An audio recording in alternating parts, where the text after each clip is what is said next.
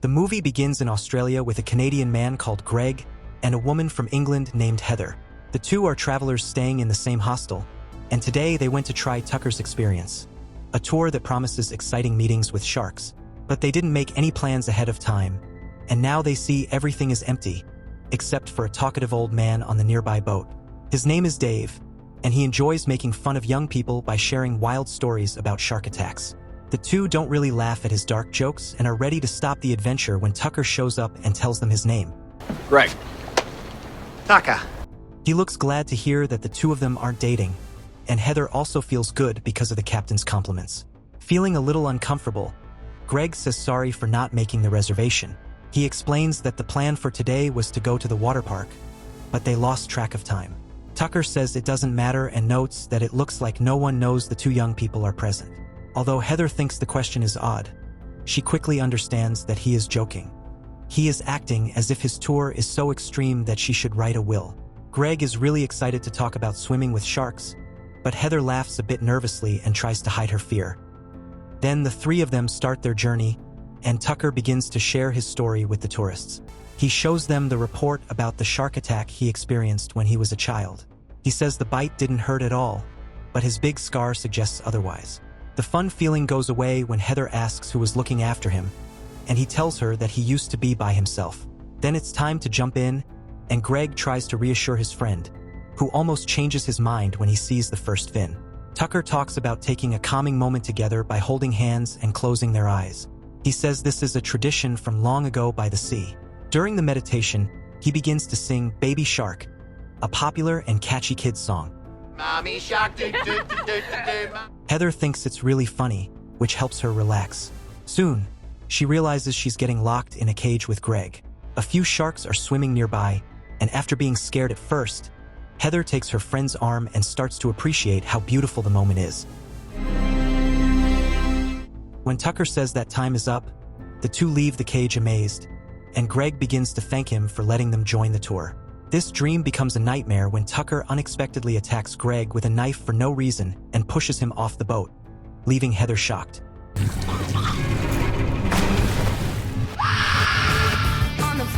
Close by is the Gold Coast area, where a young American named Zephyr is staying for a bit. At a store, she meets a guy named Moses. He is having problems with his car and can't find the cable he needs to buy. In the parking lot, Zephyr throws her soda in the trash and takes the ice cream she had hidden in the cup so she wouldn't have to pay. Not long after, she sees Moses again and tries to act relaxed, but he noticed what she did. He suggests that he will tell the store if she doesn't give him the cable. When the girl gets angry, he speaks differently and says that he has walked a long way in the sun, trying to find someone to give him a ride back to his car. On the way, she asks why he is dressed so formally, and he tells her that he is a real estate agent. Even though they started off on the wrong foot and have different ways of doing things, the two become friends because they both love surfing. They also find out that they like the same kind of music. Zephyr finally relaxes and decides to give the guy a chance by spending the night with him. Moses really likes Zephyr and tries to make a meal for her, but Zephyr doesn't get close to anyone and is gone by the time the pancakes are done. She remembers that she left her leash key at the guy's house only after she parks the van by the beach. She spots a truck parked nearby and starts searching for a key. She says out loud that she plans to return it. If you can hear me, I'm just looking for a fin key. Promise I'll bring it back. She gets really scared when she hears the owner coming. Then we see it's Tucker, who is already smiling at the girl in trouble. He gives her a leash key as a gift, saying he has a lot of them, and compliments her bravery for surfing by herself. Not scared, Zephyr mentions that she is alone too. She thanks him and says goodbye before she starts fixing her board. Then Moses sends a picture of the party, makes it a little more exciting, and asks if he can go surfing with her. Zephyr initially says yes, but then takes it back and replies in a colder way, saying that the ocean is for everyone. But she doesn't see Moses reply because Tucker suddenly pushes her head into a plastic bag from behind. After pulling her into a chokehold, he gives her a drug to keep her from waking up right away, and he tapes her mouth shut just to be safe. He hides her inside a bag and takes her to the docks. Dave's dog starts barking when he gets home, and Tucker just gives a scary look before going to secure his prisoner. Moses hasn't stopped trying to win Zephyr's heart with snacks, and soon he finds her van parked by the beach. As Moses tries to call her, she wakes up with her mouth taped shut and her wrist handcuffed to a bed. Feeling desperate, She takes the gag off her mouth and begins asking questions to Heather, who is tied up to the bed next to her. She says they are stuck in a small part of Tucker's boat and says sorry for the bad smell coming from the bucket, explaining that she's been stuck there for a while.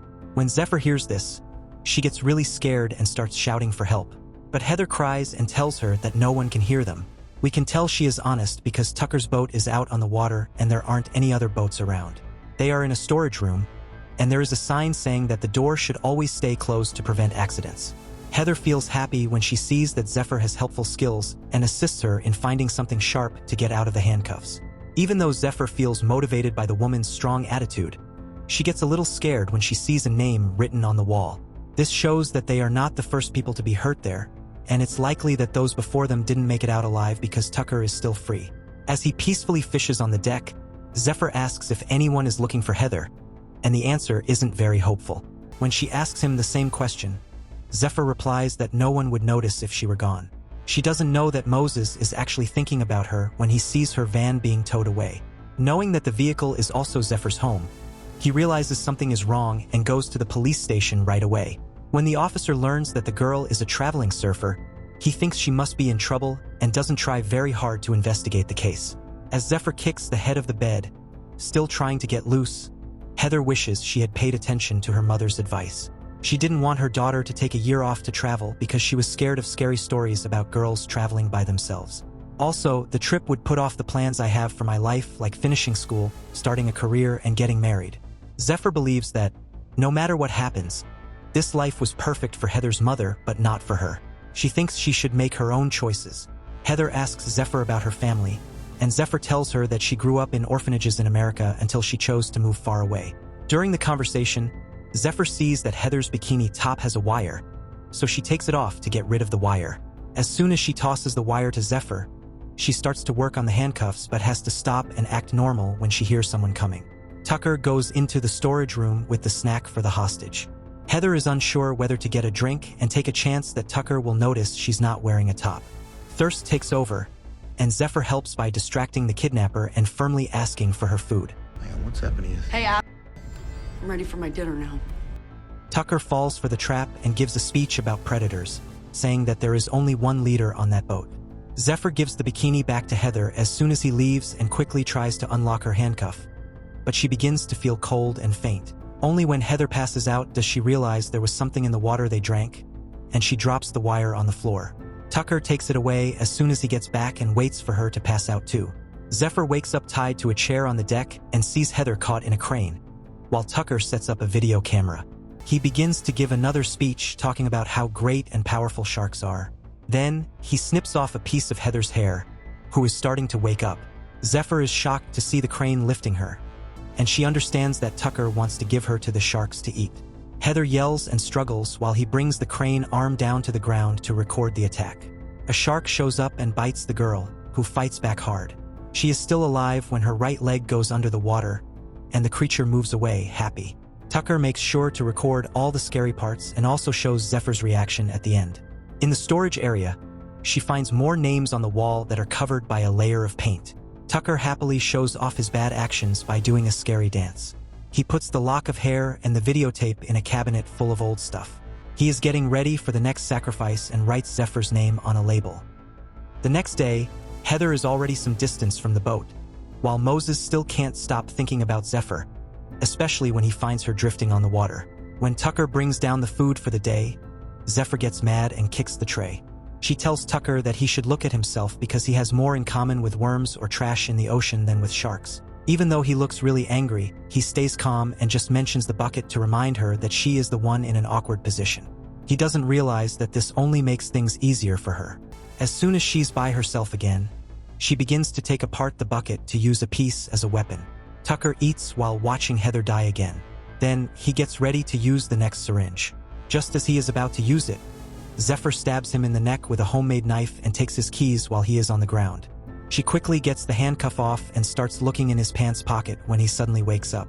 Zephyr goes outside and tries to shut him in the storage room, but he stops the door with his body.